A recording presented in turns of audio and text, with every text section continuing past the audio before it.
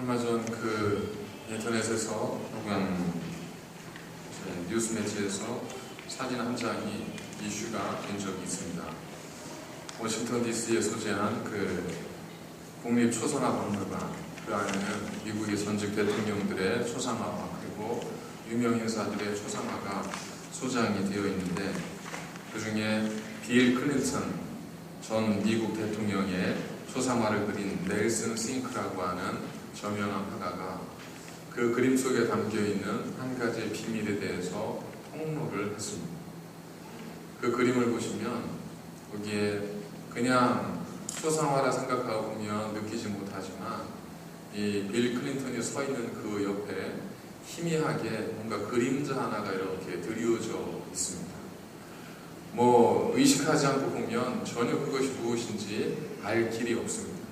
그런데 그 그림자의 정체에 대해서 이 넬슨 싱크가 폭로를 했는데, 그 그림자는 바로 빌 클린턴 대통령이 미국 대통령으로 재임한 그 시절에 이제 루인스키라고 하는 한 여성과의 성추문 스캔들이 발생했지 않습니까? 그래서 여기에 드리워져 있는 이 그림자는 이 루인스키의 그림자를 자신이 그 어두운 역사를 이 초상화 속에, 빌 클린턴의 역사 속에 담아냈다 하고 폭로를 했습니다. 그래서 이 넬슨 싱크는 실제로 이 루인스키가 입었던 파란 드레스, 이 드레스를 마네킹에 입히고, 그리고 그 마네킹의 그림자를 보고 그 클린턴 옆에 그림자를 그려 넣었다고 고백을 했습니다. 만일 그 초상화가 나의 것이라면, 혹은 그 초상화가 나와 관련이 있다면, 여러분, 그 초상화가 아무리 구도가 잘 잡혀 있고 정말 색상이 좋고 그리고 풍겨진 이미지가 아무리 좋다 한들 여러분들께서 그 초상화를 간직하고 그 초상화를 바라보면서 기쁨을 느끼실 수 있으시겠습니까? 그러지 못하시겠죠. 왜냐하면 그 초상화 안에는 보통 사람들은 느끼지 못하지만 어쨌든 이 어두운 클린턴의 한 단면을 함께 화가가 담아내고 있기 때문에 이 초상화가 주는 의미 속에는 그러한 어두운 역사가 함께 포함되어 있기 때문에 그렇습니다. 그래서 이 빌 클린턴도 그 초상화를 치워줄 것을 이제 요청하기로 했다 하는 소식이 전해졌습니다. 이 에피소드가 저희들에게 전해주고 있는 바는 아마 이런 것이지 않을까 싶습니다. 세상에는 우리가 바라보는 방식과 전혀 다른 방식으로 존재하는 사물과 존재들이 얼마든지 있을 수 있다는 겁니다. 우리가 생각하는 대로, 우리가 느끼는 대로, 우리가 깨닫는 대로 존재하는 것이 아니라 세상에는 우리의 생각과는 전혀 다른 방식으로 존재하는 어떤 사물들과 그리고 어떤 존재들이 얼마든지 있을 수 있다는 겁니다. 사실 오늘 본문의 비유는 저희들이 아마도 네 밭에 뿌려진 씨의 비유, 혹은 씨 뿌리는 자의 비유, 혹은 네 밭에 뿌려진 씨앗의 비유, 혹은 예수님을 바라본 인간의 이해, 여러 가지 부제들이 달려있어서 우리들에게 지금까지 전해졌을 겁니다. 하지만 이 비유 속에서 주님께서 한 가지 특이할 만한 행동을 하셨습니다. 이 비유를 전하신 후에 예수님께서 귀 있는 자는 들을지어다 라고 하시면서 외쳤다고 성경은 기록하고 있습니다. 외쳤다는 거 뭐겠어요? 그냥 잠잠히 들으라 하는 정도가 아니라 외쳤다는 것은 사람들에게 뭔가를 깨닫게 하고 그들에게 전달하기 위해서 굉장히 적극적으로 주님께서 그들에게 알리셨다는 거예요. 그 알림의 내용이 뭐냐면 귀 있는 자는 들으라. 자, 그러면 예수님께는 도대체 뭘 들으라고 하신 걸까? 주님께는 도대체 무엇을 사람들이 들어야만 한다고 그렇게 생각하셨던 것일까? 이 비유 속에 담겨있는 주님이 우리에게 전하시고자 했던 참된 의미는 과연 무엇이겠는가? 사실 오늘의 비유를 여러분들이 쭉 묵상하셨을 것이고 또 그동안도 많이 읽어보셨을 텐데 이 말씀을 읽으면서 여러분들이 어떤 생각을 갖게 되십니까? 아마 이 말씀을 보면서 우리가 하나님 말씀을 이러한 태도로 우리가 받아들여야 되는구나 하는 하나님 말씀을 대하는 태도에 대한 어떤 교훈으로 우리에게 이 말씀이 이해되어져 왔던 것이 아마 많은 분들의 생각일 겁니다. 하지만 오늘의 말씀은 우리가 어떻게 하나님 말씀을 받아들여야 되는가, 그게 핵심이 아닙니다. 1절에서 3절에 보면 예수님께서 하나님의 나라와 그 복음을 전파할세, 그러니까 예수님께서 지금 하나님의 나라를 전파하고 계시고 그 복음을 전하고 계신 겁니다. 그리고 8절에 가서 보니까 예수님께서 뭐라고 말씀하셨냐면 하나님의 나라의 비밀이 많은 이들에게는 감추어져 있다고 말씀합니다. 자, 그렇다면 오늘 비유의 핵심은 뭐냐면 우리가 어떻게 하나님 말씀을 받아들여야 되는가, 거기에 있는 것이 아니라 오늘의 비유의 핵심은 하나님의 나라, 하나님의 나라의 비밀은 과연 무엇인가 하는 겁니다. 조금 더 구체적으로 이야기하면 그때 당시의 사람들은 예수님 주위에 엄청나게 몰려들었습니다. 몰려든 이유는 하나였습니다. 예수님을 통해서 이 땅에 새로운 나라가, 하나님의 나라가 도래할 것을 믿고 소망했고 바랐기 때문입니다. 그래서 예수님 주변에는 수많은 사람들이 모여들었습니다. 그들은 예수님 십자가에 돌아가시는 그 순간까지도 예수님께서 로마를 뒤엎고 이 땅에 새로운 하늘, 새로운 천지를 열어주실 것을 기대했습니다. 이것이 그때 당시 유대인들이 기다리고 소망했던 하나님의 나라, 바로 그것이었습니다. 그들에 대해서 예수님께서 하나님의 나라가 어떻게 임할 것인지, 하나님의 나라는 어떻게 우리에게 주어질 것인지에 대해서 오늘의 비유를 통해 우리에게 말씀하고 있는 겁니다. 자, 그러면 오늘은 어떨까요? 오늘 저희들은 하나님의 나라를 어떻게 생각하고 있습니까? 우리에게 하나님의 나라는 먼 미래에나 가능한, 먼 미래에나 우리가 경험하게 될 그러한 나라, 지금 우리의 직접적 삶과는 별로 관계가 없는, 그래서 오늘 하루하루 먹고 살아가는 우리 일상 삶 속에는 별로 영향이 없는 그러한 나라로 저희들 가운데 인식되어지고 있지 않습니까? 그래서 하나님의 나라면 감이 없는 겁니다. 하나님의 나라면 뭐 나중에 어떻게든 우리가 믿으면 가게 되겠지 하는 정도로 우리가 하나님의 나라를 인식하게 되는 겁니다. 하지만 오늘 말씀은 우리에게 하나님의 나라가 그렇게 우리에게 임하는 것이 아니고 하나님의 나라는 그러한 나라가 아니라는 것을 우리에게 주님께서 말씀해 주고 있는 겁니다. 들을 게 있는 자는 들으라. 이 말씀의 의미가 바로 여기에 있습니다.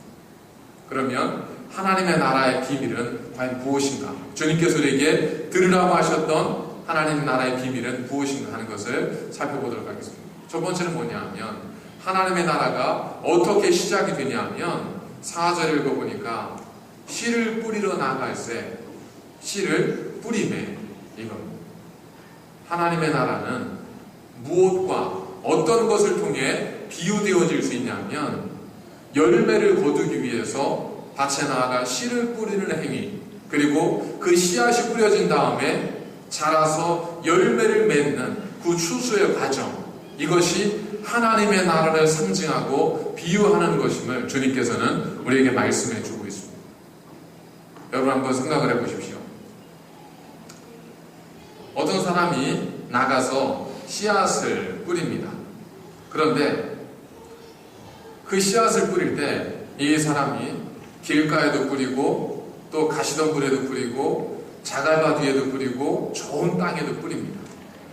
그렇게 들으면 우리가 뭐 이렇게 되는가 보다 생각하겠지만 세상에 어떤 농부가 길가에 씨를 뿌리고 자갈밭에 씨를 뿌리고 가시덤불에 씨를 뿌리겠습니까? 그럴 농부가 세상에 어디 있겠습니까? 물론 당시에 유대인의 파종의 방식이 굉장히 넓은 들판이나 벌판 같은 곳에 흙 뿌리듯이 그렇게 씨앗을 파종했다는 것을 생각을 하면 아마 뿌려진 씨앗들 중에는 농부의 의도와는 관계없이 길가에도 뿌려질 수 있었을 것이고 것이고 자갈밭 위에도 뿌려질 수 있을 것이고 그리고 가시덤불 위에도 뿌려졌을 수 있습니다. 하지만 주님께서는 그렇게 그냥 우연히 되어진 몇 개의 다른 땅, 전혀 주님의 관심 속에 있지 않은 그런 다른 땅에 대해서조차 주님께서는 굉장히 하나하나 세세하게 우리에게 말씀해주고 있다는 것은 뭘 의미할까? 주님께서 하나님의 나라를 뿌려진 씨앗과 그 씨앗이 자라나는 과정, 이걸 통해 설명하셨다는 것은 그 당시의 사람들이나 오늘 우리에게 하나님의 나라가 임하는 방식에 대한 새로운 깨달음을 전해줍니다. 그들은 하나님의 나라가 어느 날 갑자기 주님께서 깃발을 높이 들 때 나를 따르라 하는 그 외침 속에 하나님의 나라가 이루어질 것이라고 생각을 했죠. 지금 우리는 어떻습니까? 우리는 하나님의 나라가 어느 저 먼 미래나 이루어질 거라고 생각하고 있고 우리에게는 그 하나님의 나라는 사실 관심 밖의 영역이기도 합니다. 그러나 주님은 하나님의 나라는 그런 것이 아니다. 하나님의 나라는 어떤 사람이 밭에 나가서 씨를 뿌리는 것과 같다. 자, 씨앗이 어떻게 되죠? 뿌려집니다. 여기저기에 자갈밭에도 길가에도 가시덤불에도 옥토에도 씨앗이 뿌려집니다. 그 뿌려진 씨앗이 하루하루 지나면서 어떻게 되죠? 조금씩 자랍니다. 농부의 눈에는 보이지 않을 수 있습니다. 그 모든 것이 빨리 자라서 빨리 열매를 맺었으면 하는 사람들의 눈에 그 씨앗을 자라는 속도는 너무나 더디고 그 씨앗이 열매를 맺을 수 있을까 하는 걱정까지 들 정도로 씨앗은 그렇게 빨리 자라지 않습니다. 하지만 분명한 것은 뭐겠습니까? 그 씨앗은 날마다 자라고 있다는 것. 그들이 생각하는 것처럼 주님께서 분기를 들기 전에 그렇게 하지 않기 때문에 주의 나라 우리가 요원하다. 그런 그들의 생각과 달리 하나님의 나라는 이미 그들 가운데 임했다는 것. 그리고 하나님의 나라는 조금씩이지만 점진적으로 우리에게 완성되어져 가고 있다는 것. 그럼 오늘 우리가 주는 의미를 보겠습니다. 우리는 어떻습니까? 하나님의 나라가 먼 미래에 되어질 일인 것처럼 생각하죠. 하지만 여러분 어떻습니까? 벌써 가을입니다. 불과 한두 달 전만 하더라도 새벽 예배 나오려고 문을 딱 열면 이미 날이 환했습니다. 그래서 지금은 자동차의 라이트를 켜지 않으면 안 될 정도로 시간이 그렇게 빨리 지나가고 있습니다. 조금 있으면 이제 밤농장 가고 감농장 가고 낙엽이 떨어지는 그런 가을이 도래하죠. 여러분, 가을이 되고 나면 어떻습니까? 벌써 가을이야? 이러지 않아요. 벌써 겨울이야? 이 얘기는 건 뭐겠어요? 오지 않을 것 같은 가을, 오지 않을 것 같은 내일도 분명히 우리에게 날마다 조금씩 다가오고 있다는 것. 이것이 하나님의 나라와 같다는 것. 하나님의 나라는 이미 우리 안에 찾아왔습니다. 그러나 완성되지 않았기 때문에 날마다의 삶을 통해 완성되어져 갈 겁니다. 다른 말로 보겠습니다. 오늘 내가 하나님의 나라를 경험하지 못하면 우리에게 하나님의 나라는 없을 수 있다는 것. 이 말씀을 주님께서는 또 다른 방식으로 우리에게 전해주고 있습니다. 자, 씨앗이 길가에도 떨어졌고 자갈밭에도 떨어졌고 가시덤불에도 떨어졌고 좋은 땅에도 떨어졌습니다. 여러분, 농부가 씨를 뿌렸는데 자갈밭에 떨어진 씨앗, 길가에 떨어진 씨앗, 가시덤불에 떨어진 씨앗, 농부의 관심사 있을까요? 없을까요? 농부가 그걸 신경 써요? 전혀 신경 쓰지 않죠. 그럼 뭐하나 신경 써요? 농부의 온 신경은 어디가 있어요? 좋은 밭에 떨어진 씨앗이 얼마나 많은 열매를 맺도록 내가 도와줄 것인가 하는 것에 온 신경이 쓰여지죠. 하지만 주님께서는 길가에 떨어진 씨앗이 뭘 의미하는 줄 아냐? 그건 바로 이런 거다. 말씀을 듣지만 금세 사단이 와서 그 말씀을 빼앗아가서 아무것도 열매를 맺지 못하는 그러한 사람입니다. 자갈밭에 떨어진다는 것이 무엇인 줄 아냐? 그건 기쁨으로 잠시 말씀을 받지만 은혜 받았습니다라고 이야기하지만 조금 지나고 시련이 찾아오고 아픔이 찾아오면 금세 그 모든 말씀과 은혜를 잊어버리는 사람입니다. 가시덤불에 떨어졌다는 게 뭔 줄 아냐?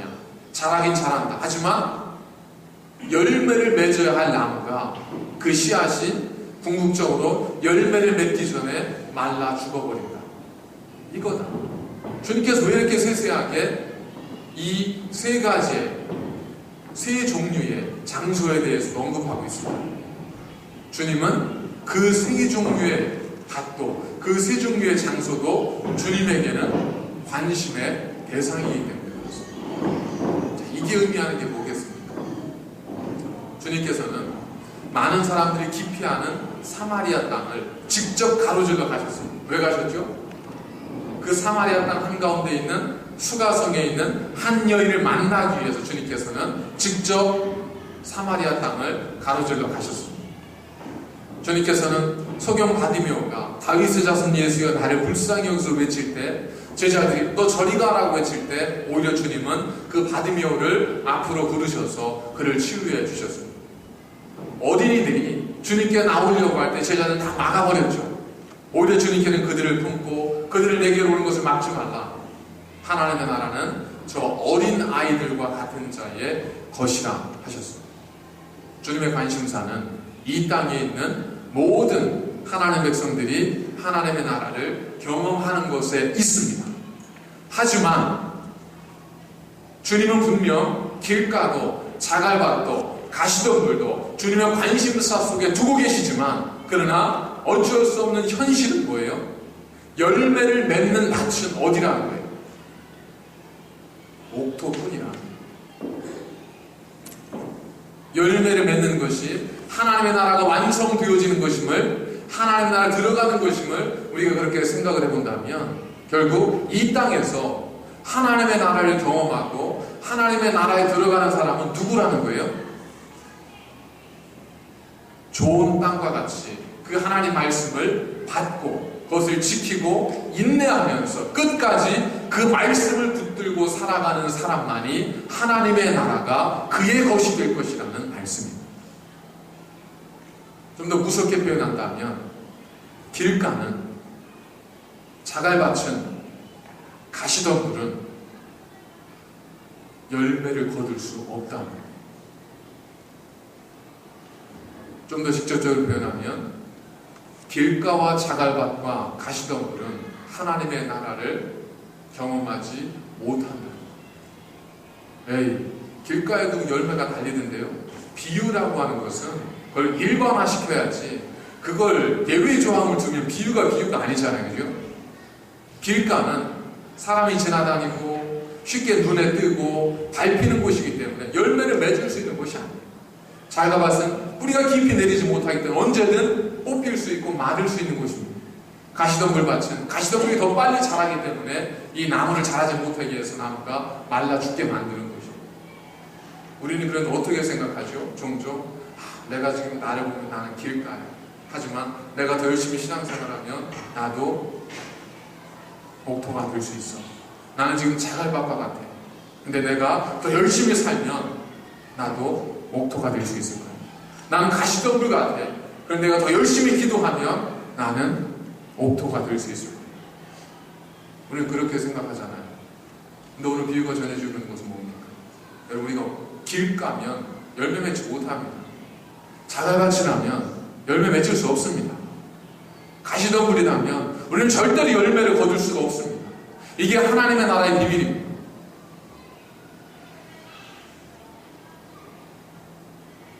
나는 지금 길가지만 괜찮아. 나중엔 잘 될 거예요. 천만에요. 여기 하나님 나라의 원칙이 있습니다. 하나님 나라에 던져진 비밀이 뭐예요? 필연성입니다. 적게 심은 자는 적게 거두는 겁니다. 많이 심은 자는 많이 거두는 겁니다. 좋은 씨앗이 나쁜 열매를 맺지 않고 나쁜 씨앗이 좋은 열매를 맺지 못하는 겁니다. 하나님의 나라는 뿌린 대로 거두는 필연의 법칙에 적용을 받습니다. 내가 길가라고 한다면 안타깝지만 나에게 하나님의 나라는 없습니다. 내가 자갈밭이라고 한다면 죄송한 말씀이지만 나에게 하나님의 나라는 없습니다. 에이, 시간 지나면 그래도 좀 좋아지지 않겠어요? 좀 시간 지나고 좀 듣고 그러다 보면 좀 괜찮아지지 않겠어요? 여러분, 우리는 이미 우리의 하나님의 말씀의 진리는 어릴 때 다 배웠습니다. 천국은 어떻게 간다고요? 힘으로 못 가요. 돈으로도 못 가요. 노력해도 못 가요. 힘써도 안 돼요. 뭐로만 가요? 오직 하나님의 은혜로 말미암은 믿음으로만 가는 것이 하나님의 나라입니다. 나는 길가니까 내가 조금 더 노력하면 나는 갈 수 있어. 천만에. 길가는 열매를 맺지 못합니다. 나는 자갈밭인데 그래도 내가 열심히 노력하면 나에게는 천국은 있어. 천만에. 자갈밭은 열매를 맺지 못합니다. 나는 가시덤불이지만 내가 햇빛을 바라고 간절히 사모하면 나에게도 그런 열매가 맺힐 수 있어. 천만에. 가시밭은 열매를 맺지 못합니다. 반면 옥토는 열매를 맺는데 그냥 열매를 맺는 게 아닙니다. 옥토에 뿌려진 씨앗은 30배, 60배, 100배의 결실을 맺게 되어 있습니다. 이것이 하나님의 나라의 비밀입니다. 하나님의 나라는 필연적인 하나님의 법칙을 받습니다. 그러면 제가 지금 길가와 같은데 저에게는 희망이 없나요? 저는 지금 자갈밭과 같은 삶인데 저는 희망이 없는 건가요? 아니요. 희망은 있습니다. 그래서 주님께서 말씀합니다. 귀 있는 자는 들어라.